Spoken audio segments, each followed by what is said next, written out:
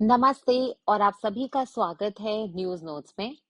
आज हम दीपावली के शुभ अवसर पे सबसे पहले तो आपको हैप्पी दिवाली विश करना चाहेंगे। आपकी दीपावली खुशियों भरी रहे, सभी को समृद्धि मिले, यही हमारी मनोकामना है। और क्योंकि ये शुभ अवसर है दिवाली का, तो यहाँ पे हमने एक छोटी सी नई पहल शुरू करी है। वो है बेसिकली न्यूज़पेपर पढ़ाने की। तो होता क्या है, स्पेसिफिकली जो हिंदी मीडियम के छात्र होते हैं उनके लिए newspaper Indian express, the Hindu थोड़ा सा डिफिकल्ट हो जाता है खुद से पढ़ना। न्यूज़पेपर पढ़ने का इम्पोर्टेंस, अगर आप लगातार एग्जाम साइकिल में हो और आप प्री क्लियर कर लेते हो बट मेंस क्लियर नहीं कर पा रहे, आप मेंस प्री मेंस क्लियर करके इंटरव्यू क्लियर नहीं कर पा रहे, कहीं ना कहीं अटक रहे हो, तो वो न्यूज़ एनालिसिस जो है ना, वो एक बहुत इंपॉर्टेंट रोल प्ले करता है। और स्पेसिफिकली जो बच्चे इस बार आरएएस का इंटरव्यू दे रहे हैं या जिनका यूपीएससी का इंटरव्यू होने की संभावना है, तो वो न्यूज को मिस नहीं कर सकते, क्योंकि जब आप इंटरव्यू पैनल पे बैठते हो तो आधा इंटरव्यू तो आपके फाउंडेशन पे होता है कि आपने क्या किया है, आपका बैकग्राउंड क्या है, कुछ सिचुएशन देख के पूछ लिया। पर जो आधा इंटरव्यू होता है वो सिर्फ और सिर्फ आपका प्रेजेंस, आपका करंट अफेयर्स और आपका डे टू डे आप कितने अपडेटेड हो आपके आसपास के सराउंडिंग से, वो चेक करने के लिए होता है। तो इसलिए न्यूज़पेपर पढ़ना, समझना, एनालाइज करना बहुत इंपॉर्टेंट है। और हर पेपर के बाद आपको 10 पॉइंट्स में पूरा न्यूज़पेपर कवर हो जाना चाहिए। तो हमने आपका ये काम आसान करने के लिए क्या किया है, आप कोई भी एक न्यूज़पेपर ले सकते हो अपनी चॉइस का। हमने यहाँ पे इंडियन एक्सप्रेस लिया है क्योंकि वो एक बैलेंस्ड व्यू देता है सारे टॉपिक्स पे।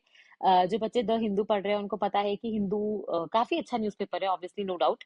बट हिंदू जो है थोड़ा सा क्रिटिकल हो जाता है। और अगर आप गवर्नमेंट एग्जाम्स की तैयारी कर रहे हो तो over criticising government does not look good. तो हमने इंडियन एक्सप्रेस को अपना बेस बनाते हुए न्यूज़पेपर एनालिसिस का आधार बनाया है। और हम आपके लिए पूरा पेपर एनालाइज करके देंगे। और साथ ही में जब भी कुछ इंपॉर्टेंट न्यूज आएगी जैसे एक हफ्ते की, तो हम उसको कंपाइल करके आपको ऐसे नोट्स देंगे। अभी फिलहाल ये नोट्स आपको इंग्लिश में दिख रहे हैं, बट इंग्लिश और हिंदी दोनों ही मीडियम में आपको ये नोट्स प्रोवाइड किए जाएंगे। इसमें कोई भी अगर इम्पोर्टेंट टॉपिक है तो उसमें, क्योंकि न्यूज़पेपर में आपको आगे पिछली चीजें नहीं पता होती, सिर्फ आपको उस दिन क्या हुआ वो बताया जाता है। हम उसके उस टॉपिक से रिलेटेड जो भी आपका प्रीलिम्स, मेंस या इंटरव्यू पर्सपेक्टिव से एक कैंडिडेट को पता होना चाहिए ही चाहिए, अगर वो गवर्नमेंट एग्जाम्स की तैयारी कर रहे हैं, कोई भी गवर्नमेंट एग्जाम्स की, तो वो हम यहाँ पे कवर करके देंगे। तो आपको इसके अलावा फिर और कहीं से न्यूज करने की जरूरत नहीं पड़ेगी। ठीक है। तो हमने क्या करा है आज के, अगर आप आज के न्यूज़पेपर की बात करेंगे तो उसमें लगभग, जैसे ये राज का न्यूज़पेपर, तो इसमें अगर आप देखेंगे तो अगर आपसे कोई पूछे कि आज के न्यूज़पेपर में आपको क्या लगता है कि कौन से इंपॉर्टेंट टॉपिक्स हैं जो किसी बच्चे को पता होने चाहिए, और ये पूछा भी जाता है वैसे, अगर आपने इंटरव्यू दिया हो पहले, तो आपसे सबसे पहला कई बार यही सवाल होता है कि आज के न्यूज़पेपर की कुछ इंपॉर्टेंट खबरें बताइए। तो उसमें आप रैंडम खबरें ना देके आप ये बोल सकते हो कि आज के न्यूज़पेपर में सर 6 इंपॉर्टेंट खबरें थी, जैसे कि मैंने इससे बनाया है। पहला है जीएसटी रेट कट के बारे में, दूसरा है ब्रह्मोस मिसाइल के बारे में, तीसरा है अफगानिस्तान पाकिस्तान के बीच में जो ये वाद विवाद चल रहा है, एक दूसरे के ऊपर इन्होंने जो स्ट्राइक्स वगैरह करी हैं उससे रिलेटेड है। चौथा अगर आप देखोगे तो चाइना में करप्शन से रिलेटेड, मिलिट्री में उन्होंने पहली बार कोई बहुत ज्यादा स्ट्रॉन्ग मेजर्स लिए हैं। बहुत बड़े बड़े लोगों को करप्शन के स्कैंडल्स में, मतलब दोषी पाकर उनको हटा दिया गया है उनकी पोस्ट से। ठीक है। फिर पांचवी अगर आप देखोगे तो आप न्यूज़पेपर आगे बढ़ाते जाओगे तो आपको यही 6 खबरें मोस्ट इंपॉर्टेंट नजर आएंगी। फिर है आपका इसराइल और जो गाजा का युद्ध हुआ था उससे संबंधित एक खबर आई है कि कैसे ट्रम्प जी बोल रहे हैं कि वो उसको वापस से सुलझा देंगे। फिर आपकी रंगराजन लाइन, जो कि आपकी पॉवर्टी एस्टिमेशन की एक लाइन होती है, गरीबी रेखा जिसको हम मानते हैं, कभी ऑफिशियल नहीं बनाया गया, इसका कैलकुलेशन ही हुआ था सिर्फ, तो उसके बारे में एक खबर है। और फिर है हमारी लास्ट खबर जो कि सबसे, आई थिंक, इम्पोर्टेंट इन्वेस्टर्स और जो निवेश करने के लिए उत्सुक रहते हैं, गोल्ड के बारे में। ठीक है। तो आज हम गोल्ड ईटीएफ के बारे में जानेंगे, बहुत इंपॉर्टेंट है, क्योंकि आपने गोल्ड सुना होगा, गोल्ड के सिक्के सुने होंगे, गोल्ड के बार सुने होंगे, लेकिन ये गोल्ड ईटीएफ क्या होता है। इनफैक्ट आपने गोल्ड के बॉन्ड्स भी सुने होंगे, क्योंकि सरकार कुछ साल पहले gold monetisation scheme, gold bonds लेके आई थी।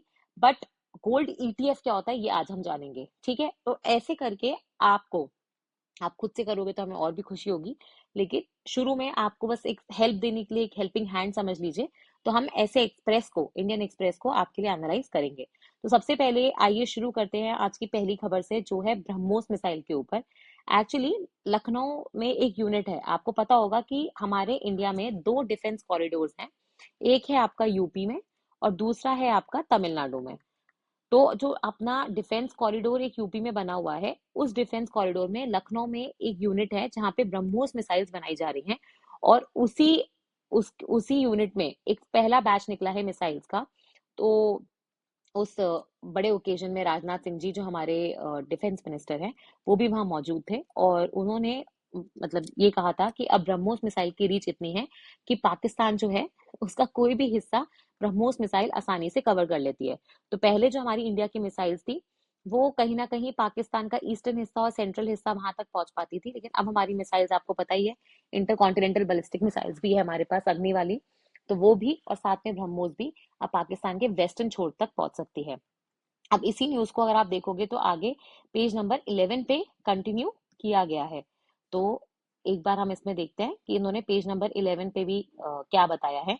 तो यहाँ पे आप देख सकते हो कि इन्होंने बताया है कि कैसे यहाँ पे 100 मिसाइल्स बनाई जाएंगी ब्रह्मोस की।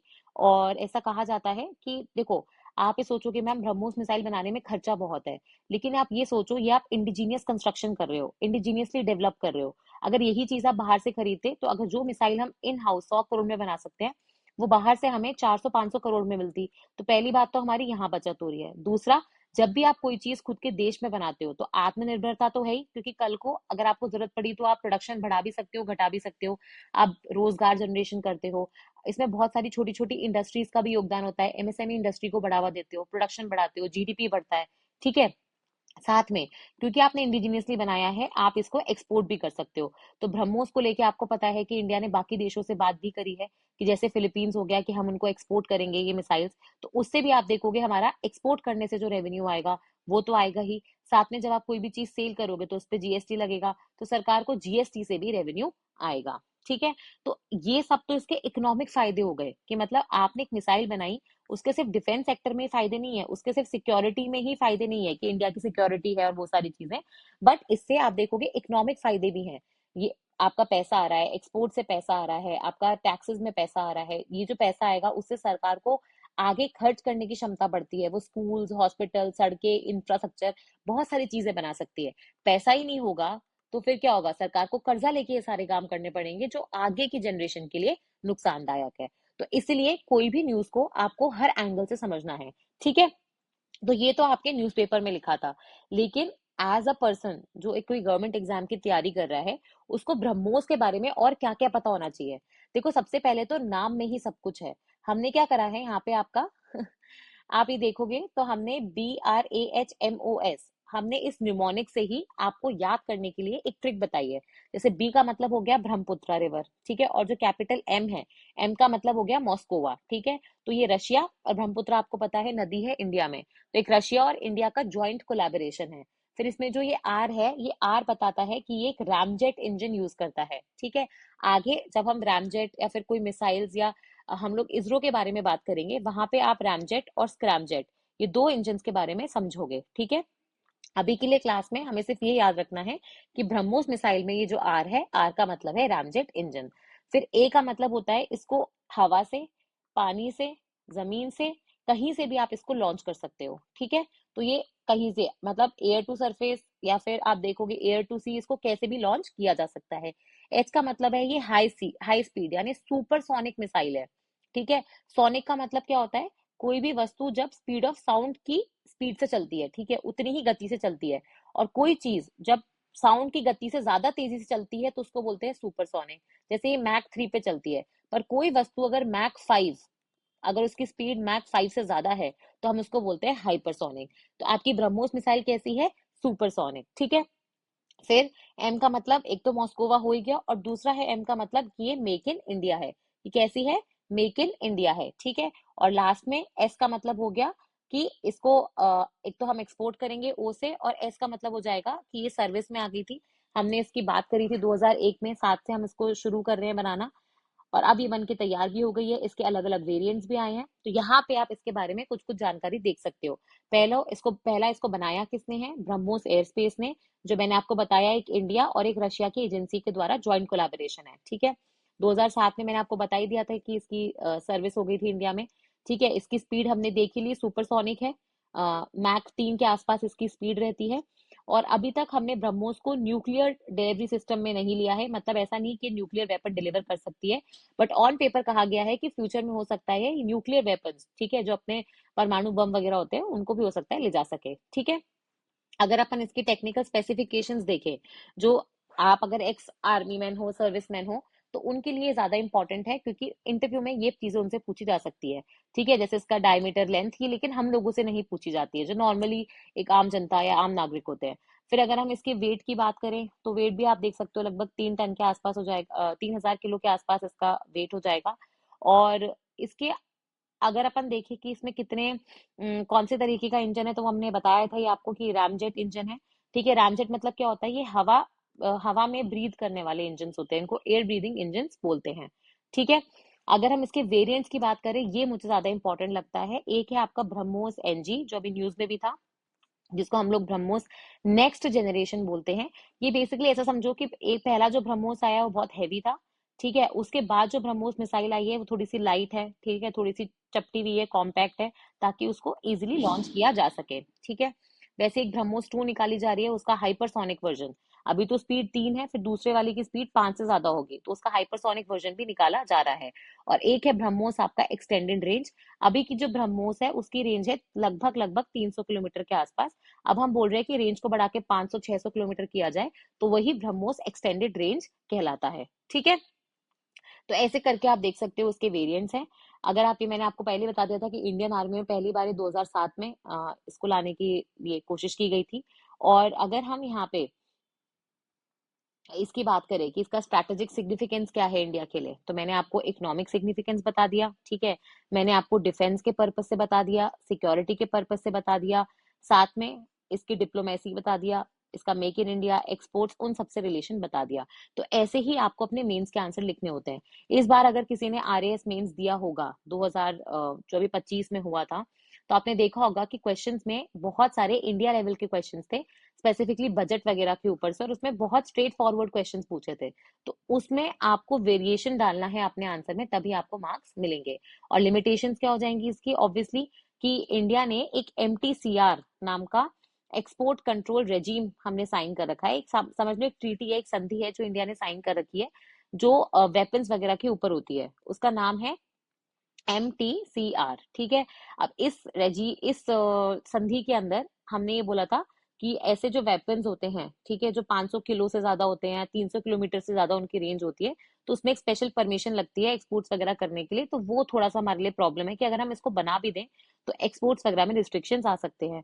फिर ऑब्वियसली इंडिया में कॉस्टिंग को लेके, टेक्निकल स्पेसिफिकेशंस को लेके, लॉजिस्टिक्स को लेके, है ना, वो सारी चीजें तो हमारे यहाँ पे हमेशा से ही कंस्ट्रेंट रहती हैं। और साथ में अगर आप बना भी लोगे, तो इसको इंटीग्रेट करना हमारे जहाजों के साथ, हवाई जहाजों के साथ, वो थोड़ा सा एक चैलेंज है। तो ये सारे चैलेंज अगर हम ओवरकम कर लें, तो ब्रह्मोस हमारे लिए एक बहुत ही महत्वपूर्ण, एक बहुत ही इंपॉर्टेंट स्टेप साबित हो सकता है। तो इसके साथ हमारा पहला न्यूज आइटम जो था ब्रह्मोस मिसाइल पे, वो खत्म होता है। फिर हम चलेंगे अपने नेक्स्ट न्यूज आइटम पे, जिसका नाम है जीएसटी रेट कट। तो इसको लेके अभी आपको पता ही है कि बहुत ज्यादा हू हल्ला मचा था, क्योंकि 22 सितंबर को सरकार ने सबको दिवाली गिफ्ट दिया था कि हम लोग जीएसटी की रेटों में कट कर रहे हैं। सबसे पहले आप सबको पता होना चाहिए कि जीएसटी नामक, जिसको हम लोग गुड्स एंड सर्विस टैक्स भी बोलते हैं, ये 2017 में आया था सबसे पहली बार, 1 जुलाई 2017 से लागू हुआ था। और उसके बाद इंडिया में जितने विभिन्न प्रकार के टैक्सेस चलते थे, जैसे वैट हो गया, एक्साइज हो गया, आपके सेल्स, कंजम्पशन, परचेज, फिर बेटिंग, लॉटरी, एंटरटेनमेंट, गैम्बलिंग, बहुत तरीके के जो अपने टैक्स एग्जिस्ट करते थे, वो सारे हट गए मेजोरिटी ऑफ द सेक्टर में। अल्कोहल हो गया, जो ह्यूमंस यूज करते हैं, या फिर आपका पेट्रोल डीजल वगैरह हो गया, वो भी इससे बाहर है। लेकिन आप ये मान के चलो लगभग 50 से 60% जो गुड्स होते हैं, उसमें बाकी सारे टैक्सेस हटके सिर्फ एक टैक्स आ गया, जिसका हमने नाम दिया है जीएसटी, यानी गुड्स एंड सर्विस टैक्स। अब ये जो जीएसटी है, इसी जब ये आया था तब आपको पता होगा कि इसमें बहुत सारी दरें थी। कुछ आइटम 0% पे थे, मतलब उस पर कोई टैक्स लगता ही नहीं है। फिर कोई 5% पे थे, कोई 12 पे थे, कोई 18 पे थे, कोई 28 पे थे, और किसी पे तो सिंह टैक्स तक के 40 लगाया जाता था। अब इतनी सारी रेटों के चलते ये एक कॉम्प्लिकेटेड टैक्स स्ट्रक्चर बन गया था। तो इसी कॉम्प्लिकेशन को दूर करने के लिए और लोगों तक टैक्स का बेनिफिट पहुंचाने के लिए 22 सितंबर 2025 को हमारी जो सीतारमन जी है, निर्मला सीतारमन जी है, जो हमारी फाइनेंस मिनिस्टर है, ठीक है, उन्होंने बेसिकली अनाउंस किया कि जीएसटी में कट्स लागू कर दिए गए हैं। और अब जितनी भी हमारी एनफोर्समेंट टीम्स होती हैं वो इंश्योर कर रही हैं कि ये जो रेट कट हुए हैं वो कंज्यूमर तक पहुंचे। ये बोल रही है कि मैक्सिमम इंडस्ट्रीज में सिर्फ एक कुछ पोर्टलैंड सीमेंट और एक दो सीमेंट की वैरायटीज हैं, उनको छोड़ के जितना भी रेट कट के जो बेनिफिट थे, ठीक है, जो लाभ थे, वो कंज्यूमर तक पहुंचाए गए हैं। और इसके लिए बचत उत्सव वगैरह भी लगाया गया था, ठीक है, कर विभागों में, ताकि लोगों तक ये अवेयरनेस पहुंचाई जा सके कि कौन से सेक्टर्स में रेट कट हुआ है। अब ये रेट कट का मतलब क्या होता है? मतलब पहले कुछ आइटम्स जो थे वो 18% पे थे, अब वो उनकी जो रेट है वो कट के कईयों की तो 12 हो गई, कईयों की तो इनफैक्ट 5 भी हो गई है। वैसे कई जो आइटम्स थे वो पहले 28 पे थे, उनको भी आप देखोगे 18 में लाया गया है। कई आइटम्स जो थे पहले 12 में थे, उनको 5 में या फिर शून्य में भी किया गया है। तो शून्य में कौन से आइटम्स आते हैं? जनरली एसेंशियल आइटम्स, ठीक है, जिनके बिना, जैसे आपका खुला, अगर आप देखोगे फल फ्रूट वगैरह, ये सारे 0% पे आते हैं, है ना, दूध वगैरह। फिर 5% में जो थोड़ी सी खाने पीने के खाद्य में आने वाले डेली यूज के आइटम्स वो आते हैं। 12 में अब मेजोरिटी ऑफ द आइटम्स आ जाएंगे, 18 अब निकल गया, और एक है आपका 28% वाला। ये बेसिकली जैसे जो प्रोडक्ट्स आपकी सेहत के लिए हानिकारक है, जैसे आपका कोल्ड ड्रिंक वगैरह हो गया, या फिर जो महंगे महंगे एसयूवीज गाड़ियां वगैरह होती है, तो उन पे आप ज्यादा टैक्स लगाते हो ताकि सरकार को पैसा मिले और वो उस पैसे से फिर आगे जनता की सेवा कर सके। ठीक है, तो ये था हमारा रेट कट से मतलब। अब सीतारमन जी ये कह रही है कि इस रेट कट से हुआ क्या है, क्योंकि 22 सितंबर को हुआ था, अब तो अक्टूबर चल रहा है, तो लगभग 10-15 दिन मिल गए हैं उनको चेक करने के लिए मार्केट में। तो उन्होंने ये बोला है कि पहली बात तो दिवाली का सीजन था, और इस रेट कट होने से अगर आपके टैक्स के दाम कम हो गए तो ऑब्वियसली आपका जो प्रोडक्ट का प्राइस था ओवरऑल वो कम हो गया। वो कम हो गया तो अब जहां कंज्यूमर पहले कोई एक आइटम खरीदता है वो बहुत ज्यादा आइटम खरीदेगा, तो इससे मार्केट में कंजम्पशन बढ़ेगा। कंजम्पशन बढ़ेगा, इससे डिमांड बढ़ेगी, ठीक है, डिमांड बढ़ेगी तो सप्लाई भी बढ़ेगी। इनफैक्ट क्योंकि पहले लोग जहां एक सामान खरीदते हैं वो 5-6 सामान खरीदेंगे, तो आपका जीएसटी में भी बूम आएगा। तो पहले जहां हमारे जीएसटी कलेक्शन 1 लाख करोड़ तक पहुंचे थे, अब वो 2 लाख करोड़ पर मंथ तक पहुंचने वाले हैं, जो कि एक बहुत ही इंपॉर्टेंट चीज है। फिर वो ये बोल रहे हैं कि ये जो जीएसटी के आइटम्स हैं, इससे क्या होता है, आपका इन्फ्लेशन भी कंट्रोल में आता है, क्योंकि पहले ही आइटम महंगा है, उस पर आपने टैक्स भी ज्यादा लगा रखा है, तो ऑब्वियसली ओवरऑल अगर आप देखोगे आइटम का जो प्राइस होता है वो बहुत ज्यादा हो जाता है, तो उसको भी हमने कम किया है। फिर स्मार्टफोन्स वगैरह की बात करी है कि भाई जहां पहले चाइना सबसे ज्यादा स्मार्टफोन्स हम एक्सपोर्ट करते थे, चाइना एक्सपोर्ट करता था, वहां पे अब इंडिया भी एक मेजर एक्सपोर्टर बन गया है स्मार्टफोन्स का, क्योंकि आपकी जब चीजें सस्ती होंगी तो बाहर एक्सपोर्ट्स में भी आपको कंपटीशन करने में फायदा मिलेगा। अगर आपका जीएसटी वगैरह कम लगेगा, आपका टैक्स कम लगेगा, तो आपकी वस्तुएं भी सस्ती होंगी। साथ ही में आप देखोगे पहले जहां हमारा जीडीपी का साइज जो था वो कम था, अब हमारा जीडीपी का साइज भी बढ़ रहा है, हमारा कंजम्पशन बढ़ रहा है, ठीक है, कंजम्पशन बढ़ेगा तो ऐसा बोला जाता है कि हमारा जीडीपी जो है वो भी बहुत तेजी से बढ़ेगा। इंडिया 2047 तक एक डेवलप्ड नेशन बनना चाहता है, ठीक है, एक विकसित देश बनना चाहता है, और उसके लिए अगर आप देखोगे हमारे टैक्सेस, हमारा कलेक्शन, गवर्नमेंट की स्पेंडिंग पावर सभी ज्यादा होनी चाहिए, ठीक है। ऑपोजिशन ये बार बार कह रहा था कि ये कुछ नहीं है, ये सिर्फ एक जुमला टाइप है, और एक रिफॉर्म, एक कोर्स करेक्शन करने की कोशिश की गई है, बट सरकार बार बार ये कह रही है कि इसका एक मल्टीप्लायर इफेक्ट होगा, सिर्फ एक इंडस्ट्री पे नहीं होगा, रोजगार पे होगा, इन्वेस्टमेंट पे होगा, बिजनेस पे होगा, जो हम बाहर मार्केट में सिग्नल देते हैं उस पे होगा। तो जैसे यहाँ पे सरकार ने एक एग्जाम्पल दिया है कि बहुत सारे सेक्टर्स, जैसे शैम्पू था, तो पहले शैम्पू जो था जीएसटी की जैसे रेट कम हो गई शैम्पू पे, 18 से 5 पे आ गया, तो अब ये बोल रहे हैं कि जरूरी नहीं है कि एक्चुअली में प्राइस 5 हुआ हो, अगर हम सारी चीजें ले ले, लॉजिस्टिक्स, ट्रांसपोर्टेशन वगैरह, तो भी 12.5% के आसपास आपका प्राइस घट गया है, ठीक है। एक्सपेक्ट कर रहे थे 11, 12.5 घटा है, मतलब ये तो बहुत अच्छी बात है, एक्सपेक्टेशन से ज्यादा घटा है, और ऐसे बहुत सारे सेक्टर्स में हुआ है। स्पेसिफिकली आप देखोगे इस सीजन में सरकार के रेट कट के बाद बहुत सारे लोगों ने गाड़ियां खरीदी है, ऑटोमोबाइल सेक्टर, इलेक्ट्रॉनिक सेक्टर में तो चीजें काफी हद तक सस्ती हुई हैं, तो जीएसटी रेट कट से आप देखोगे ये फायदा हुआ है। तो ये तो हमने मेन न्यूज़पेपर से एनालिसिस किया था। अब हम एक बार अपने नोट्स देखते हैं जहां पे हमने जीएसटी रिफॉर्म्स, जिसको जीएसटी 2.0 या नेक्स्ट जेन जीएसटी के नाम से भी जाना जाता है, तो ये मैंने आपको पहले ही बता दिया, 22 सितंबर वो डेट है जिस दिन ये रिफॉर्म्स लागू कर दिए गए थे। अनाउंस इनको इंडिपेंडेंस डे की स्पीच, 15 अगस्त की स्पीच में ही बता दिया गया था, लेकिन पूरी क्लैरिटी 22 सितंबर को आती है। तो रैशनल क्या था कि एक तो आपके जो मल्टीपल स्लैब्स है, देखो इतने सारे, इनको हटाओ और 2-3 ही स्लैब रखो, दूसरा, रेटों को रैशनलाइज करो, ना बहुत ज्यादा कम हो, ना बहुत ज्यादा हो। कम होंगी तो सरकार को घाटा है, बहुत ज्यादा होगी तो कंज्यूमर को घाटा है।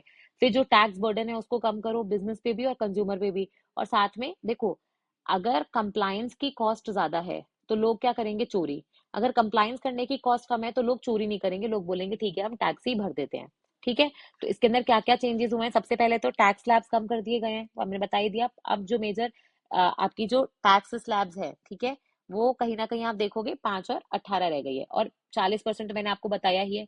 जो 28% वाले थे वो कुछ है नहीं, वो 28 का 40 हो चुका है उन आइटम्स में जो स्पेसिफिकली डीमेरिट गुड्स कहलाते हैं। फिर अगर आप देखोगे कुछ गुड्स एंड सर्विसेज का रिक्लासिफिकेशन भी हुआ है। जैसे जो एसेंशियल मेडिसिन थी, फूड आइटम्स थे, वो 0% पे आ गए हैं। ठीक है, कई अगर आप देखोगे इलेक्ट्रॉनिक्स वगैरह, मैंने बताया ना 28 से 18 पे आ गए हैं, इसलिए इलेक्ट्रॉनिक्स और ऑटोमोबाइल्स बहुत ज्यादा फायदे में रहे थे। फिर हमने डेट देख ही लिया था इम्प्लीमेंटेशन का। रेवेन्यू हमने देख ही लिया कि सरकार क्लेम कर रही है कि रेवेन्यू इससे बड़ा है। अब रेवेन्यू बढ़ेगा तो सरकार को कर्जा कम लेना पड़ेगा, सरकार के पास पैसे ज्यादा आएंगे, सरकार की खर्च करने की कैपेसिटी बढ़ जाती है। तो इम्पैक्ट की बात कर लो, चाहे इसकी सिग्निफिकेंस की बात कर लो, चाहे इसके बेनिफिट की बात कर लो, आप पहले घरों के हिसाब से देखोगे, बिजनेस के हिसाब से देखोगे, और साथ में सरकार के हिसाब से देखोगे। आपके तीन मेजर स्टेक होल्डर्स हो गए, सरकार हो गई, बिजनेस हो गए, घर हो गए। इन तीनों के हिसाब से बताओ कि भैया जीएसटी रेट कट करने से क्या फायदा हुआ। घरों में क्या हुआ? घरों में ऑब्वियसली आपके पास उतने पैसों में ज्यादा राशन आ पाएगा, ज्यादा सामान आ पाएगा। इंश्योरेंस जैसी चीज है, लाइफ इंश्योरेंस, हेल्थ इंश्योरेंस, जो पहले आई थिंक 12% पे हुआ करती थी या 18 पे थी, उनको भी अब जीरो रेटेड कर दिया है। तो ज्यादा से ज्यादा लोग इंश्योरेंस के अंदर आएंगे, जो एक बहुत अच्छी चीज है। वैसे ही आप देखोगे बिजनेस के हिसाब से, तो ऑब्वियसली क्योंकि रेटें कट गई, कुछ चीजें 28 से 18 पे आ गई, तो फायदा ही हुआ है। एमएसएमईज को भी फायदा है क्योंकि कम कॉस्टिंग लगेगी उनके लॉस को कंप्लाई करने की। सरकार को अगर देखोगे, ज्यादा टैक्स मिलेगा, ज्यादा टैक्स मिलेगा, कम लीकेज होंगे, तो ऑब्वियसली उनको बाहर से कम कर्जे में ज्यादा खर्चा करने का मौका मिलेगा। लेकिन इसी के साथ साथ कोई भी चीज बिना चैलेंजेस के, बिना कोई लिमिटेशन के नहीं आती है। तो वही है, ऐसा बोला जा रहा है कि अब हमने 5 की जगह 3 ही कर दी, और वो 3 में भी देखो मेजोरिटी ऑफ आइटम जो है वो 5, 18 इसमें आ गए। तो इसमें प्रॉब्लम ये है कि रेवेन्यू जो है वो हमारा हो सकता है कि घट जाए। ठीक है, कॉम्प्लेक्सिटी तो अभी भी है, पूरी तरीके से अभी भी अपन बोलते हैं ना डिजिटाइजेशन, वो नहीं हुआ है, सब चीजें डिजिटल नहीं है, कंप्लीटली पेपरलेस तो नहीं है। तो वो सारी चीजों को ध्यान में रखना है। ठीक है, ओवरऑल देखो, आपको सिर्फ ये पता होना चाहिए कि जीएसटी में रेट कट हुआ है। ठीक है, जो पहले बहुत सारी मल्टीपल दरें थी, अब वो मल्टीपल स्लैब्स की जगह कुछ ही दरें या कुछ ही स्लैब्स हैं, और उसमें काम किया जाएगा। फिर हम आते हैं अपने तीसरे न्यूज आर्टिकल की तरफ, जो कि इंपॉर्टेंट है आज के न्यूज़पेपर में। वो है आपका अफगानिस्तान और पाकिस्तान के ऊपर। आपको पता होगा रिसेंटली अफगानिस्तान पाकिस्तान के बीच में एक जंग सी छिड़ गई है। ठीक है, और पाकिस्तान बार बार ये बोल रहा है कि अफगानिस्तान बेसिकली, पाकिस्तान में जो आतंकी हमले हो रहे हैं, ठीक है, वो लोग जाके अफगानिस्तान में छुप जाते हैं और फिर वापस आते हैं, और तालिबान कहीं ना कहीं उनको सपोर्ट कर रहा है। देखो सीधी बात ये है, जो इंडिया पाकिस्तान पे इल्जाम लगाता है ना बार बार, वही पाकिस्तान अब अफगानिस्तान पे कर रहा है। और ऐसा कहते हैं कि जो आप करते हो वो लौट के वापस आपके ऊपर ही आता है। तो पाकिस्तान टेररिज्म को सपोर्ट करता है, ये इंडिया हमेशा से कहता आ रहा है, और आज वो खुद उस टेररिज्म से परेशान हो रहा है। ठीक है, तो ये था आपका अफगानिस्तान और पाकिस्तान के ऊपर।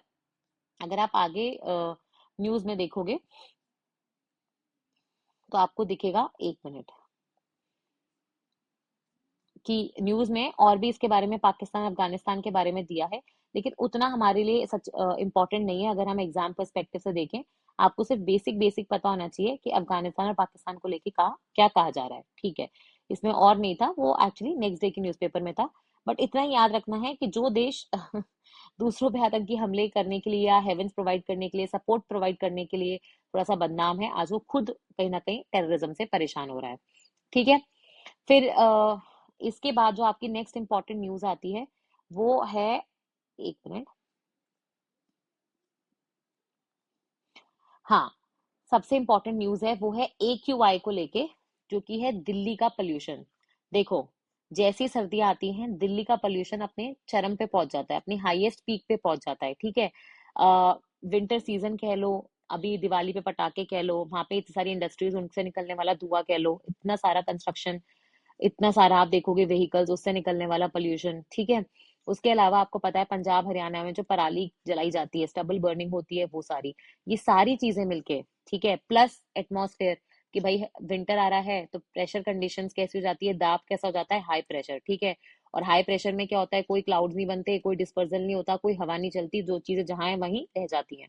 तो ये सारी चीजें मिलके क्या करती है, दिल्ली की जो हवा होती है उसको इतना प्रदूषित करती है कि उसमें आप सांस नहीं ले सकते। ठीक है, तो यहीं से अगर आप देखोगे सबसे इंपॉर्टेंट क्वेश्चन जिसपे आईएएस में तो कितनी बार सवाल पूछ ही चुके हैं।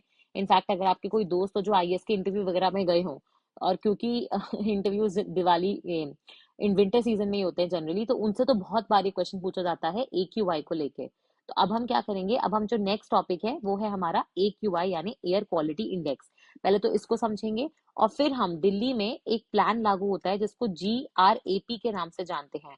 वो होता है ग्रेडेड रिस्पॉन्स एक्शन प्लान। क्या है, ग्रेडेड रिस्पॉन्स एक्शन प्लान। जितना आपका पोल्यूशन है उस हिसाब से आप अपने कदम बढ़ाओगे। तो ये वाला प्लान भी हम समझेंगे। सबसे पहले हम समझते हैं कि ये एयर क्वालिटी इंडेक्स क्या होता है। आप कैसे बोलोगे कि दिल्ली की हवा प्रदूषित है, उसको मापने का क्या कोई तरीका है। और वो तरीका क्या है आपका, AQI। ठीक है, ये क्या होता है, बेसिकली ऐसे आप ये देख रहे हो कलर, हरा कलर, येलो, फिर आपका ऑरेंज, फिर रेड, मजेंटा, है ना, मरून। ऐसे आपने ये एक स्केल बना ली, उसमें ये 6 कलर भर दिए, और आपने ये बोला कि अगर आपकी एयर की क्वालिटी का जो नंबर आ रहा है, ठीक है, वो 0 से 50 के बीच में है तो हवा सही है, इसका मतलब गुड है, और आपकी हेल्थ पे कोई गलत नुकसान नहीं है। अगर वो नंबर 50 से 100 के बीच में है तो इसका मतलब आपको थोड़ा थोड़ा ब्रीदिंग में डिफिकल्टी हो सकती है, सांस लेने में डिफिकल्टी हो सकती है। स्पेसिफिकली ओल्ड लोग हो गए या बच्चे हो गए जिनकी ऑलरेडी आप देखोगे सांस थोड़ी सी तकलीफ में रहती है। फिर 100 से 200 में अगर आप बीच में देखोगे तो ऑब्वियसली जिन लोगों को अस्थमा वगैरह की बीमारी है उनके लिए तो बहुत ही ज्यादा डिस्कम्फर्ट हो सकता है। 200 से 300 में क्वालिटी कैसी हो गई आपकी, पुअर। और उसमें आपको आप ये देख सकते हो कि ज्यादा से ज्यादातर लोगों को तकलीफ होगी।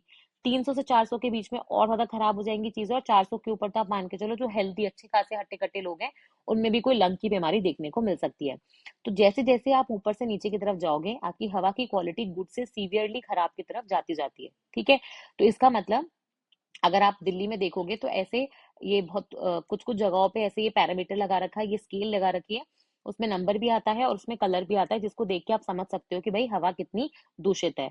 इसमें हवा कितनी दूषित है उसको मेजर करने के लिए हम क्या यूज करेंगे, तो उसमें हम 8 पोल्यूटेंट्स का उपयोग करते हैं कि अगर इन 8 पोल्यूटेंट्स को हम मेजर करेंगे और इस पे हम बताएंगे कि हवा की क्वालिटी कैसी है। तो ये है वो 8 चीजें, जैसे आपका particulate matter 2.5, particulate matter 10, NO2 यानी nitrogen dioxide, sulphur dioxide, carbon monoxide, ozone यानी O3, अमोनिया और लेड।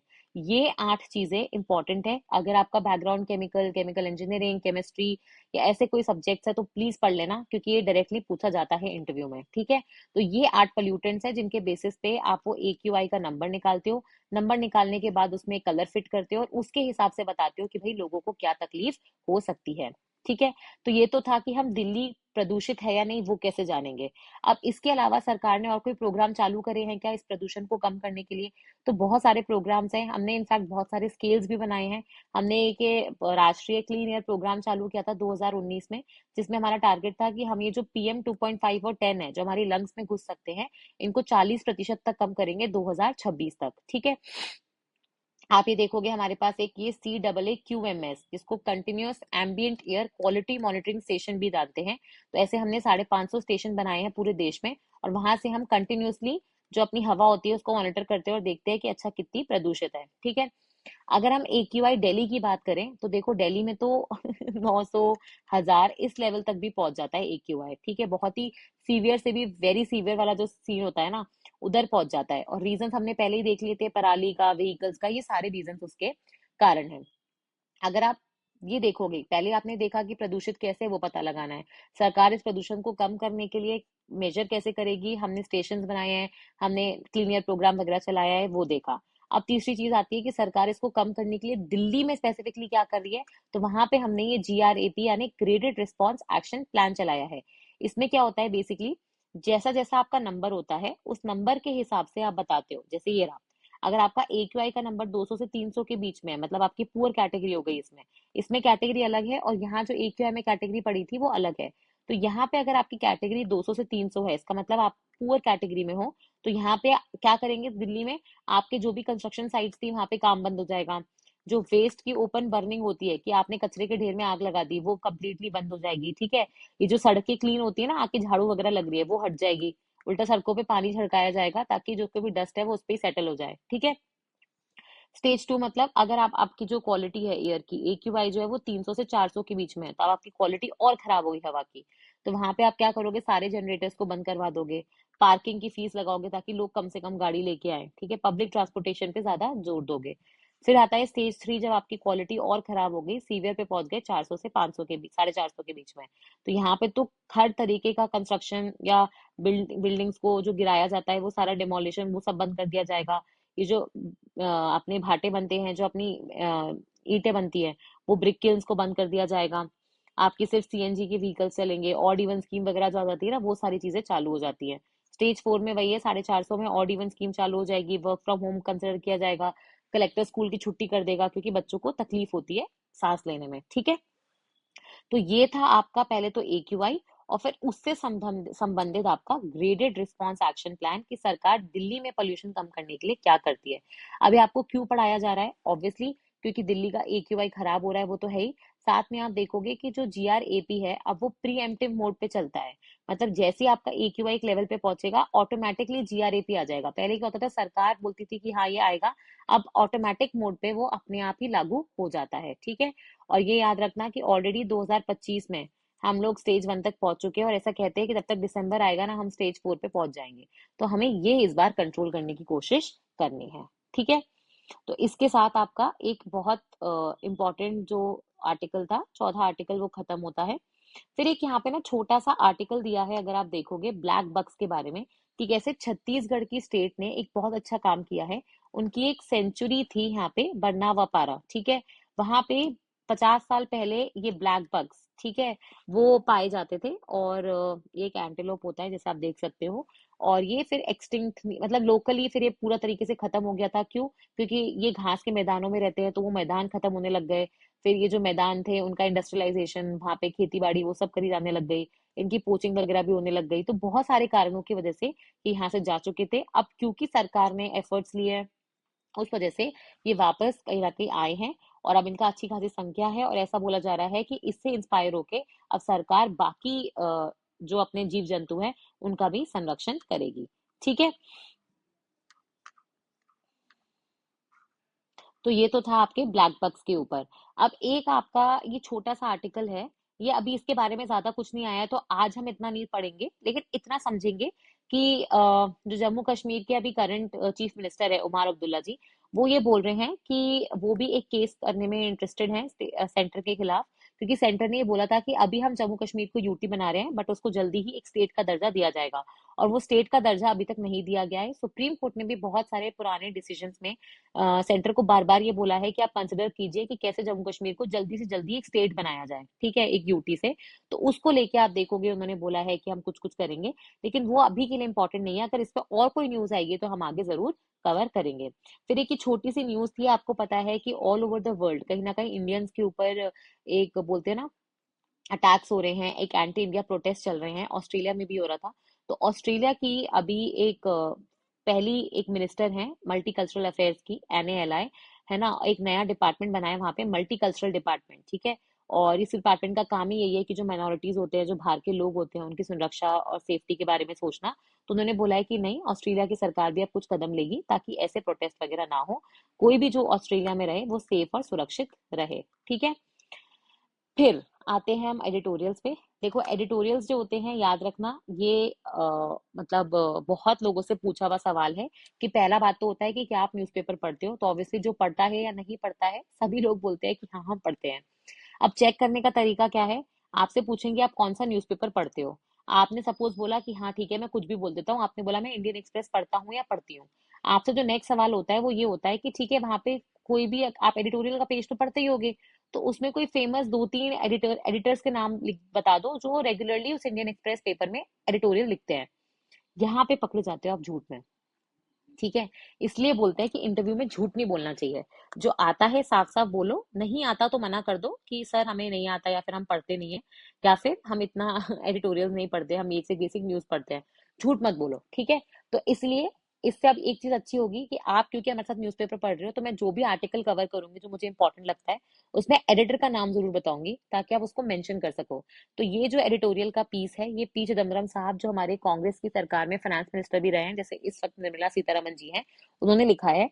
और उन्होंने बताया है कि इंडिया पहली बात तो एक रेस में है कि हम एक विकसित देश बनना चाहते हैं 2047 तक। बट क्या हम उसके लिए रेडी हैं, सबसे इंपॉर्टेंट बात ये है, ठीक है, कि क्या हमारा देश उस चीज के लिए रेडी है। क्योंकि एक तरफ तो हम बोल रहे हैं कि हमारी जीडीपी तेजी से बढ़ रही है, ठीक है, एक तरफ बोल रहे हैं कि हम सड़कें बना रहे हैं, ब्रिज बना रहे हैं, बट दूसरी तरफ आपको पता है बारिश आई और ब्रिजेस वगैरह कोलैप्स हो गए, सड़कों में गड्ढे बन गए, हाईवेज एक्सप्रेसवेज खराब हो गई, ठीक है। तो क्वालिटी नहीं है हमारे काम में। वैसे ही एक तरफ आप बोल रहे हो इतने सारे ग्रेजुएट निकल रहे हैं, बट क्या सच में उनके लिए जॉब्स हैं? आपको पता है अभी रेलवे की भर्ती निकली थी, मतलब बहुत निचले स्तर ग्रेड लेवल की थी, पर उसमें पीएचडी लोगों ने भी अप्लाई किया था। तो दैट इज अ प्रॉब्लम। फिर आपको पता है कि हमारी टेक्नोलॉजी जो होती है सड़क वगैरह बनाने की, वो ऑब्सोलीट हो चुकी है। पानी बरसता है, तुम्हारी सड़कों पे पानी भरा रहता है, कोई भी निकलने का जरिया नहीं है, ठीक है। तो ये सारी चीजों को लेकर उन्होंने कहा है कि हो सकता है कि सरकार क्लेम कर रही है कि हमारी जीडीपी जो है वो 7-8% बढ़ेगी, 9% बढ़ेगी, पर पी चिदम्बरम साहब बोल रहे हैं कि हमारा जो क्वालिटी है, ठीक है, वो हमारा अभी भी इम्प्रूव नहीं हुआ है। इंडिया आज भी एक लोअर मिडिल इनकम देश कहलाता है, ठीक है। वर्ल्ड बैंक ने बेसिकली, होता क्या है, 1949 से पहले तक कोई ऐसा क्लासिफिकेशन नहीं था कि आप डेवलप्ड हो या डेवलपिंग, ठीक है। उसके बाद 1949 में ट्रूमैन जी आते हैं, उन्होंने एक स्पीच दी और उन्होंने बोला कि अब से हम दुनिया में जितने भी देश है उसको एक 3 कैटेगरी में बांटेंगे। उस समय आपको पता है कि 1945 के युद्ध 1945 के युद्ध के बाद दो हिस्सों में बढ़ गया था पूरा। आप देखोगे पृथ्वी, एक तो था जो रशिया को सपोर्ट कर रहे थे, यूएसएसआर वाले कंट्रीज को, एक आप देखोगे जो यूएस को सपोर्ट कर रहे थे, और एक ऑब्वियसली तीसरा ब्लॉक था जो इंडिया जैसे कुछ न्यूली इंडिपेंडेंट देशों ने मिलके, जो स्वतंत्र हुए थे, उन्होंने मिलके चालू किया था, वो नाम वाला, ठीक है। तो उसी के हिसाब से आप देखोगे ट्रूमैन जी ने बोला हम एक काम करते हैं, हम बेसिकली ऐसे देश जिनकी इनकम करीबन $1000 से कम है, ठीक है, पर पर्सन, तो उनको हम बोलेंगे गरीब देश, ठीक है, तो लो इनकम देश। फिर जिनकी इनकम 1000 से 10,000 के बीच में है, 1000 से सॉरी 12, हाँ 12,000 के बीच में है, तो उनको हम बोलेंगे हाई इनकम देश। और जिनकी 12,000 से ज्यादा है उनको हम बोलेंगे, सॉरी इनको तो हम बोलेंगे मिडिल इनकम, और जिनकी 12,000 से ज्यादा है उनको हम बोलेंगे हाई इनकम। मतलब 1000 से कम, किस कोई व्यक्ति अगर आपके देश में $1000 से कम कमा रहा है, ठीक है, तो आपका देश कैसा कहलाएगा? Low income. अगर आपके यहाँ पे 1000 से $12,000 के बीच में कमा रहा है सालाना कोई भी एक व्यक्ति, तो वो कहलाएगा मिडिल इनकम। और $12,000 से ऊपर कमा रहा है तो वो कहलाएगा हाई इनकम।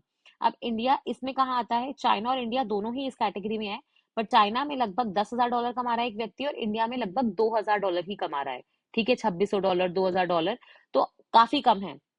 तो इसलिए जहां चाइना एक हाई मिडिल इनकम देश है, हम वहीं पे एक लो मिडिल इनकम देश है।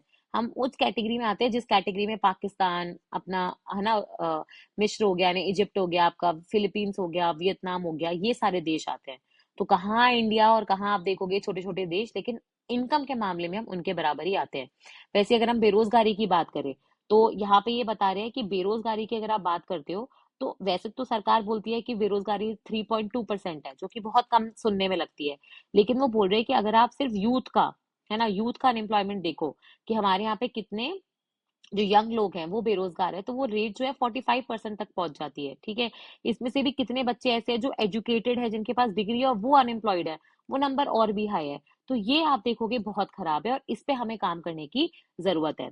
वो अगर वो बोल रहे हैं कि हमारे यहाँ पे जितना भी निवेश होता है, कैपिटल फॉर्मेशन होता है, उसमें से प्राइवेट कितना कर रहा है और सरकार कितना कर रही है, अगर उसमें देखें, तो वो ये बोल रहे हैं कि प्राइवेट वाले आज भी ज्यादा नहीं कर पा रहे हैं। ये दर्शाता है कि अभी भी एक ट्रस्ट की कमी है सरकार और प्राइवेट सेक्टर में, तो वो भी हमें दूर करनी है अगर सच में इंडिया को 2047 तक एक विकसित भारत बनना है तो। इसी से मिलता जुलता एक और एडिटोरियल का पीस है जो तलवीन सिंह जी ने लिखा है, ठीक है। वो है बेसिकली आपका कि इंडिया 2047, ठीक है, उस पे क्या हम खड़े हो पाएंगे? ये जो इंडिया का ड्रीम है कि हमें एक विकसित भारत बनाना है 2047 तक, तो क्या हम बना पाएंगे क्या? तो इसमें आप देखोगे कि यहाँ पे उन्होंने काफी सारी बातें तो वही बताई है जो चिदम्बरम साहब ने कही थी, और इन्होंने साथ में ये बोला है कि अगर भारत को ये टारगेट अचीव करना है, तो हमें अगले 22 साल जो बचे हैं हमारे पास, उसमें हमें लगभग 7.5% से ग्रो करना होगा सालाना, ठीक है। लेकिन आज हमारी ग्रोथ रेट क्या है? 5.7%। तो हमें 2-2.5% और बढ़ाना है, जो इतना आसान नहीं रहेगा। तो इंडिया के पास बहुत लॉन्ग टाइम है इसके पहले कि हम एक्चुअली में डेवलप्ड कहलाएं, ठीक है। इसी के साथ अगर आप देखोगे, एक ही छोटा सा ब्यूटीफुल सा आर्टिकल था लहर काला जी के द्वारा। ये बेसिकली था कि दिल्ली में आपको पता है अभी एक नया ट्रेंड सा चालू हुआ है, वो भी जैसे अपने कश्मीर में, स्विट्जरलैंड वगैरह में है ना, आगे नेदरलैंड्स में जैसे ट्यूलिप के गार्डन्स होते हैं। ट्यूलिप आपको पता है कि बहुत ही सुंदर ब्यूटीफुल फ्लावर्स होते हैं अलग अलग रंगों के। तो दिल्ली में आप देखोगे कि बहुत सारा पैसा खर्च होता है आजकल ट्यूलिप गार्डन्स को बनाने में, ठीक है। फिर चकाचौंध होती है, बहुत सारे लोग वहां आते हैं, फोटोज खिंचवाते हैं। तो उसके ऊपर उन्होंने एक सटायर लिखा है और बोला है कि कैसे इतना सारा पैसा अगर हम एक्चुअली में इंफ्रास्ट्रक्चर या किसी और चीज में खर्च करते तो वो लॉन्ग लास्टिंग रहता। क्योंकि ट्यूलिप्स वैसे भी आप देखोगे एक सेमी एरिड इलाके में, दिल्ली जैसे क्लाइमेट में नहीं टिक पाते हैं, एक दो दिन की या मैक्स टू मैक्स 4-5 दिन की ब्यूटी रहती है।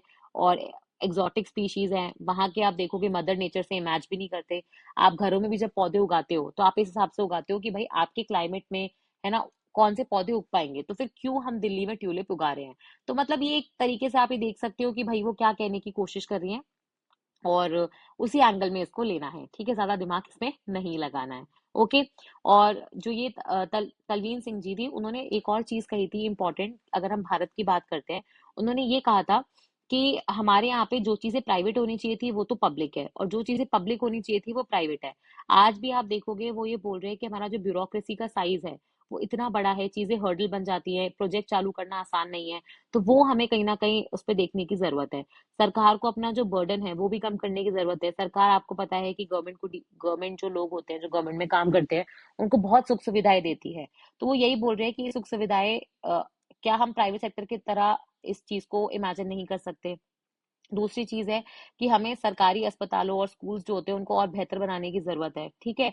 और हमें ये कोशिश करनी है कि ये जो हमारे यहाँ पे रिक्रूटमेंट वगैरह होता है, ठीक है, जॉब्स में, तो उसको कैसे रैशनलाइज किया जाए, ठीक है।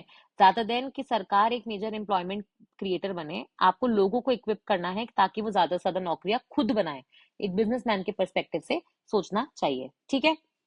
इसके बाद हम आएंगे एक दो इंटरेस्टिंग आर्टिकल्स पे, ठीक है। उसके पहले एक छोटा सा आर्टिकल है। बेसिकली दुबई की एक कंपनी है ईएनबीटी, ठीक है। ये बेसिकली दुबई सरकार का इसमें 26% स्टेक है। जैसे एलआईसी है वो सरकारी कंपनी है ना अपनी, वैसे ही आप देखोगे ईएनबीडी भी दुबई सरकार की एक सरकारी कंपनी टाइप हो गई। ये अभी इसने क्या करा है, जो इंडिया का ये जो आरबीएल बैंक है उसमें एक स्टेक लिया है 26,000 करोड़ में, जो कि काफी अच्छी डील मानी जा रही है, ठीक है। और ये बताता है कि अगर कोई बाहर की कंपनी आके इंडियन कंपनी को खरीदती है तो मतलब इंडिया का आउटलुक पर्सपेक्टिव पॉजिटिव है, ठीक है। और कहीं ना कहीं आपको पता है कि दुबई के साथ अभी इंडिया के रिलेशन और ज्यादा मजबूत हुए हैं। दुबई के साथ हमने एक तो वो अग्रीमेंट साइन किया है, ठीक है, सीईपीए वाला।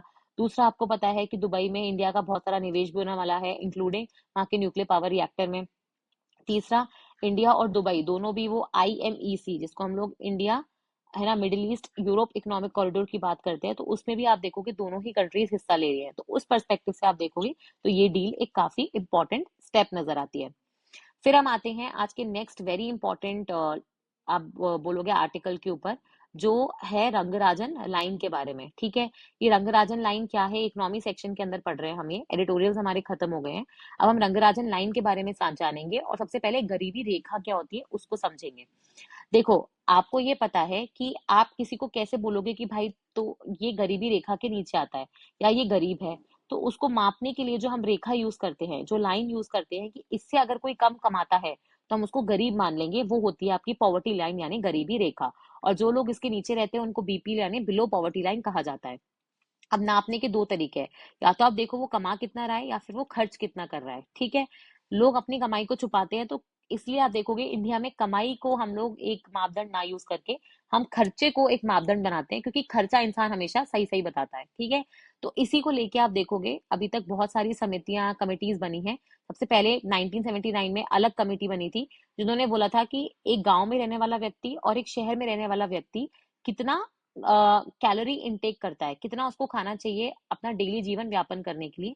तो जैसे 24 रूरल एरियाज में क्योंकि आपकी फिजिकल मजदूरी ज्यादा होती है तो आपको 2400 कैलोरीज चाहिए थी, और अर्बन एरियाज में शहरी इलाके में आपको 2100। तो कोई अगर व्यक्ति इतना कमा रहा है तो वो ठीक है, नहीं तो उसके नीचे है तो वो बिलो पॉवर्टी लाइन कहलाएगा, ठीक है। लकड़वाला कमेटी बनती है 1993 में, उन्होंने इस डेफिनेशन को थोड़ा और बढ़ाया। उन्होंने बोला कि खर्चा सिर्फ खाने पीने पे नहीं होता। पहली बात तो रूरल और अर्बन इलाकों में खाने पीने की रेट ही अलग है, ठीक है। घिया हो सकता है कि आपको गांव में 2 रुपए की मिल जाए लेकिन शहरों में आपको 10 रुपए की मिले। तो आपको एक तो वो डिफरेंस लेना चाहिए, और दूसरा उन्होंने बोला कि जो बेस ईयर आप ले रहे हो कैलकुलेशन का वो भी चेंज करना चाहिए। तो उन्होंने लेकिन इन्होंने भी अगर आप देखोगे एजुकेशन और ये सारी चीजों को नहीं लिया था, ठीक है। फिर आते हैं हमारे तेंदुलकर साहब 2009 में। इन्होंने बेसिकली एजुकेशन, हेल्थ, क्योंकि उस समय तक तो लोग प्राइवेट स्कूलों में, प्राइवेट हॉस्पिटल में भी इलाज करा रहे थे, तो उनका बहुत सारा खर्चा वहां भी हो रहा था। तो उन्होंने बोला कि एक तो वो खर्चे को इंक्लूड करो। दूसरा उन्होंने बोला कि कुछ खर्चे ऐसे होते हैं जो साल में लोग एक बार करते हैं या महीने में एक बार करते हैं, और कुछ खर्चे ऐसे होते हैं जो रोज रोज होते हैं। सब्जी वगैरह आप रोज लाओगे, लेकिन कपड़े हो सकता है आप साल में एक बार खरीदो, तो उसी को हम बोलते हैं MRN, यानी मिक्स्ड रेफरेंस नॉर्म। तो उन्होंने बोला इस चीज को भी कंसिडर करके चलो, ठीक है। तो ये तेंदुलकर समिति जो है ना, यही इंडिया की एक्चुअली में जो गरीबी रेखा होती है उसको कैलकुलेट करने के लिए यूज करी जाती है। फिर आता है हमारा रंगराजन समिति, जो 2014 में आई थी, और इन्होंने बेसिकली डेफिनेशन को और ब्रॉड कर दिया। उन्होंने बोला कि आप सब्जियां रोज खरीदते हो, तेल महीने में एक बार खरीदते हो, ठीक है, और कपड़े साल में एक बार खरीदते हो, तो ऐसे करके MRN को इन्होंने MMRP बना दिया, मिक्स्ड। इन्होंने मॉडिफाइड मिक्स रेफरेंस फॉर्म ले लिए, और उन्होंने बोला कि हमें वो खर्चे भी देने हैं जो रोज होते हैं, जो साल में एक बार हो रहे हैं, और जो महीने में एक बार हो रहे हैं। फिर उन्होंने हेल्थ, एजुकेशन, जो प्राइवेट गाड़ी रख के आप ट्रांसपोर्टेशन पे खर्चा कर रहे हो वो भी इंक्लूड करा। और इस हिसाब से उन्होंने बोला कि इंडिया में 30% लोग, मतलब 29.5% लोग गरीबी रेखा के नीचे आते हैं। पर सरकार ने इसको कभी भी ऑफिशियल दर्जा ना देते हुए कभी ऑफिशियली एक्सेप्ट नहीं करा। और आज नीति आयोग बेसिकली हमारे यहाँ पे पॉवर्टी एस्टिमेट करता है, और उसके हिसाब से आप देखोगे फिर स्कीमों का टारगेट किया जाता है कि भाई हाँ ये गरीब है, इसको ये स्कीम मिलनी चाहिए, ठीक है। तो अगर आप रंगराजन समिति की बात करोगे तो उन्होंने ये बोला था कि अगर आप वहां पे रहते हो, रूरल इलाकों में रहते हो, तो अगर आप 33 रुपए पर डे से कम कमाते हो, और अगर आप अर्बन इलाकों में रहते हो, ठीक है, 47 रुपीज से अगर आप कम कमाते हो पर डे, पर पर्सन, तो आप गरीबी रेखा के नीचे आओगे। और उनके हिसाब से तो इंडिया में लगभग 30% लोग गरीबी रेखा के नीचे थे, जो बहुत ही हाई फिगर था। और आप ये बोल सकते हो बहुत कंट्रोवर्सी भी हुई, पर सरकार ने इसको एक्सेप्ट भी नहीं करा। लेकिन आज की सिचुएशन में अगर मैं देखूं तो इंडिया की कोई ऑफिशियल गरीबी रेखा नहीं है। आजकल इनफैक्ट नीति आयोग एक नया कॉन्सेप्ट पे काम करता है, वो है मल्टी डायमेंशनल पॉवर्टी इंडेक्स, ठीक है। इसमें आप ये बोलते हो कि सिर्फ खर्चा या इनकम इसके बेसिस पे नहीं, बट आपके घर में कोई एसेट है क्या, आपके घर में LPG सिलेंडर है क्या, आपके पास घर है क्या, उस पे छत है क्या, ठीक है, उसमें वाटर का कनेक्शन है क्या, बिजली है क्या, आपके यहाँ पे बच्चे कितने डेथ हो गई बिकॉज उनके पास मतलब हेल्थ केयर नहीं था, अच्छा उनके पास हॉस्पिटल्स का एक्सेस नहीं था, बच्चे आपके पढ़ रहे हैं या नहीं पढ़ रहे हैं, स्कूल में अटेंडेंस दे रहे हैं या नहीं दे रहे हैं, ठीक है, बैंक खाते हैं या नहीं, ये सारी चीजों पे आप बताओगे कि भाई आप गरीब हो या नहीं। तो इसका मतलब अब गरीबी जो है वो 3 डायमेंशन में नापी जाती है। एक होता है हेल्थ, आपका स्वास्थ्य, उसमें एक तो आपका न्यूट्रिशन कैसा है, और चाइल्ड मोर्टेलिटी, कितने बच्चे हैं जो 5 साल की उम्र से पहले ही मर गए।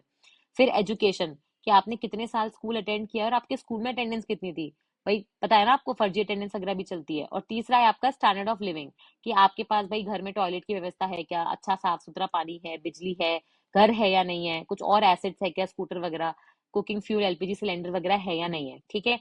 और ये डेटा आपने कहाँ से लिया है, NFHS नाम का एक सर्वे होता है हर 5 साल में, नेशनल फैमिली हेल्थ सर्वे।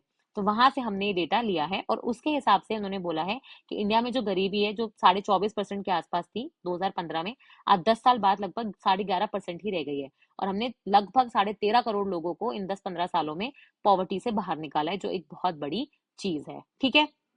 अब इसके बाद हमें पॉवर्टी से रिलेटेड 2-3 चीजें और पता होनी चाहिए। वो क्या है कि पहला तो होता है आपका हेड काउंट रेशियो, कितने परसेंटेज लोग गरीबी रेखा के नीचे हैं, ये बताता है। दूसरा होता है पॉवर्टी गैप इंडेक्स, भाई रमेश और सुरेश दोनों ही गरीबी रेखा के नीचे हैं, पर रमेश सिर्फ इतना ही नीचे है और सुरेश जो है वो बहुत नीचे है। तो ये जो पॉवर्टी गैप इंडेक्स होता है ना, वो ये बताता है कि आपका गैप कितना है। भाई हो सकता है रमेश को सिर्फ 50 रुपए और कमाने हैं गरीबी रेखा से ऊपर आने के लिए, पर सुरेश को हो सकता है 300 रुपए और कमाने हैं, तो वो बताता है। फिर एक होता है एब्सोल्यूट पॉवर्टी, आप सच में गरीबी रेखा के नीचे हो क्योंकि आप बहुत कम कमा रहे हो। और एक होता है अंबानी और मुकेश अंबानी और अनिल अंबानी, मुकेश अंबानी को देख के तो अनिल अंबानी भी गरीब फील करेगा, तो वो होता है रिलेटिव पॉवर्टी, कि वो एक्चुअली में गरीब नहीं है बट वो किसी को देख के गरीब फील कर रहा है, ठीक है, वो वाली चीज है। और ये क्योंकि अब हम बहुमूल्य तरीके से पॉवर्टी को एस्टिमेट करते हैं, तो उसको दूर भगाने के लिए, उसको हटाने के लिए, जीरो पॉवर्टी तक पहुंचने के लिए, जीरो गरीबी तक पहुंचने के लिए हम जो प्रोग्राम करते हैं वो भी अलग अलग दिशा में। काम देने के लिए मनरेगा है, ठीक है, रूरल लाइवलीहुड मिशन है, घर के लिए आवास योजना है, जल जीवन मिशन है पानी के लिए, स्वच्छ भारत मिशन है आपके घरों में टॉयलेट के लिए, PM किसान है लोगों किसानों तक पैसा पहुंचाने के लिए। तो अलग अलग प्रोग्राम्स है अलग अलग चीजों को टारगेट करने के लिए, ठीक है। तो ये था आपका बहुत ही महत्वपूर्ण गरीबी रेखा के ऊपर। और यहाँ पे आप देख सकते हो अभी रंगराजन साहब थे, उन्होंने बेसिकली एक आर्टिकल लिखा था, उस आर्टिकल पे ये आर्टिकल लिखा हुआ है, तो आपको ये पढ़ने की जरूरत नहीं है। आपको मैंने मल्टी डायमेंशनल पॉवर्टी है ना कैसे कैलकुलेट किया गया वो मैंने आपको ऑलरेडी बता दिया है। और फिर हम चलेंगे आज के एक बहुत इंपॉर्टेंट टॉपिक पे, जो है गोल्ड ईटीएफ। ठीक है, बहुत इंपॉर्टेंट है, क्योंकि आपको पता है कि सोने चांदी में इतनी तेजी आई है, आप ये देख सकते हो। ठीक है, सरकारों से लेकर हर कोई आजकल सोने में ही इन्वेस्ट कर रहा है। चांदी के भी भाव आप देखोगे आसमान छू रहे हैं। कहा जाता है कि चांदी 1,80,000 तक भी पहुंच सकती है। सोना ऑलरेडी एक आप देखोगे 22 कैरेट क्रॉस कर चुका है, 1,26 है ना हजार। तो कहीं ना कहीं सोने के लिए निवेश में अगर आप देखोगे तो आपको भी एज अ नागरिक ईटीएफ क्या होता है ये पता होना चाहिए। ठीक है, सबसे पहले तो देखो, अगर आपसे कोई पूछे कि यार मुझे यार गोल्ड में निवेश करना है, ठीक है, तो आप क्या बताओगे? भाई तुम गोल्ड का सिक्का खरीद सकते हो, ठीक है, या फिर तुम वो गोल्ड का वो जो सिल्ली आती है ना, ब्रिक आती है, वो खरीद सकते हो। या फिर आप उसको बोलोगे भाई तुम गोल्ड में बॉन्ड खरीद लो। सरकार ने निकाले थे ये बीच में गोल्ड के बॉन्ड्स थे, ठीक है, जिसमें आप कुछ निवेश करते थे, सरकार आपको बॉन्ड देती थी और हर महीने उस पर इंटरेस्ट मिलता था। तो अब आपने बोला यार वो तो स्कीम भी बंद हो गई, अब मैं क्या करूं? ठीक है, तो आप बोलोगे आप शेयर मार्केट में इन्वेस्ट कर सकते हो। शेयर मार्केट में भी दो ऑप्शन है, एक होता है कमोडिटी, जहां पे आप जैसे फिजिकल गोल्ड ना खरीद के आप कमोडिटी खरीद सकते हो कि भाई आपने ऑनलाइन गोल्ड खरीद लिया। और एक होता है गोल्ड ईटीएफ, जिसको हम बोलते हैं एक्सचेंज ट्रेडेड फंड। ये क्या होता है? आप ऐसे समझो कि एक तो होता है म्यूचुअल फंड, है ना, और एक होता है ईटीएफ। म्यूचुअल फंड क्या होता है कि आप हर महीने उसमें पैसे जमा करते हो, आपको कोई म्यूचुअल फंड का मैनेजर है, वो बेसिकली उसको शेयर बाजार और मार्केट्स में निवेश करता है, और जैसे ही उसमें से प्रॉफिट होगा उस परसेंटेज में आपको भी प्रॉफिट मिल जाता है। ठीक है, इसलिए आपका पैसा बढ़ता है म्यूचुअल फंड में। ठीक है, लेकिन म्यूचुअल फंड को आप शेयर मार्केट में जैसे रोज तेजी मंदी में आप उसको ट्रेड नहीं कर सकते। आपने एक बार इसमें पैसा डाल दिया तो एक फिक्स अवधि के बाद ही इसमें से आपको पैसा मिलेगा। इसी को आप कंपेयर करो एक्सचेंज ट्रेडेड फंड से। ये क्या होते हैं? ये आप ऐसे समझो कि आपके पास एक बास्केट है, उसमें बहुत अलग अलग तरीके की स्टॉक पड़ी हैं। मतलब आप एक स्टॉक नहीं खरीदना चाहते, आपने बहुत सारे स्टॉक खरीद लिए, और अब आप इस जो बास्केट है ना, इसकी प्राइस जो है, इसकी जो वैल्यूएशन है वो इस चीज पे डिपेंड करती है कि इसके अंदर कौन से स्टॉक या शेयर्स है, इसके नीचे अंडरलाइंग एसेट कौन सा है। अंडरलाइंग एसेट बढ़ेंगे तो आपका बास्केट भी बढ़ेगा। अगर इसके अंदर की चॉकलेट जो है वो घटिया वाली है, तो ऑब्वियसली आपका जो बास्केट है वो भी घटिया हो जाएगा। ठीक है, तो ये जो एक्सचेंज ट्रेडेड फंड होते हैं, ये इसी आप देखोगे फॉर्मूले पे काम करते हैं। इनको आप शेयर मार्केट में रोज डील कर सकते हो, इनके यूनिट खरीद सकते हो, इनकी लिया बेची कर सकते हो। तो ये शेयर्स की तरह होते हैं, पर आप देखोगे इसमें कुछ म्यूचुअल फंड के कैरेक्टरिस्टिक्स भी होते हैं। जैसे म्यूचुअल फंड में डाइवर्सिटी होती है, सेफ्टी होती है, वो आपको ईटीएफ में भी मिलती है। ठीक है, और ये डीमैट अकाउंट से आप खरीद सकते हो। तो ये सारी चीजों को लेके आप देखोगे ईटीएफ काफी फेमस हुए, और जो ईटीएफ गोल्ड में निवेश करते हैं उनको गोल्ड ईटीएफ कहा जाता है। ठीक है, तो अब क्या हुआ है, बहुत सारे लोग गोल्ड की बढ़ती हुई तेजी को देख के गोल्ड ईटीएफ में भयंकर निवेश हुआ है। ठीक है, तो यहाँ पे आप देख सकते हो हमने ईटीएफ और म्यूचुअल फंड में आपको डिफरेंस बताया है, पर जितना मैंने बताया है आपको उतने में भी आप किसी को समझा सकते हो कि ईटीएफ होते क्या है। तो यहाँ पे बस ये बता रहे हैं कि सबसे पहली बात कि गोल्ड के प्राइसेस सडनली इतने बड़े क्यों हैं। भाई 80,000 रुपए से शुरू होके गोल्ड आप देखोगे सिर्फ कितना हो गया, आई थिंक 1 साल के अंदर डबल से भी ज्यादा की संभावना हो गई है। ऐसा क्यों हुआ है? क्योंकि आपको पता है जब भी विश्व में युद्ध होते हैं, जैसे इसराइल गाजा का युद्ध चल रहा था या रशिया यूक्रेन का युद्ध चल रहा था, तो ऑब्वियसली शेयर मार्केट्स वगैरह सब डाउन चलते हैं, और आपका लोग गोल्ड में निवेश करना शुरू कर देते हैं, क्योंकि वो एक सेफेस्ट इन्वेस्टमेंट होता है।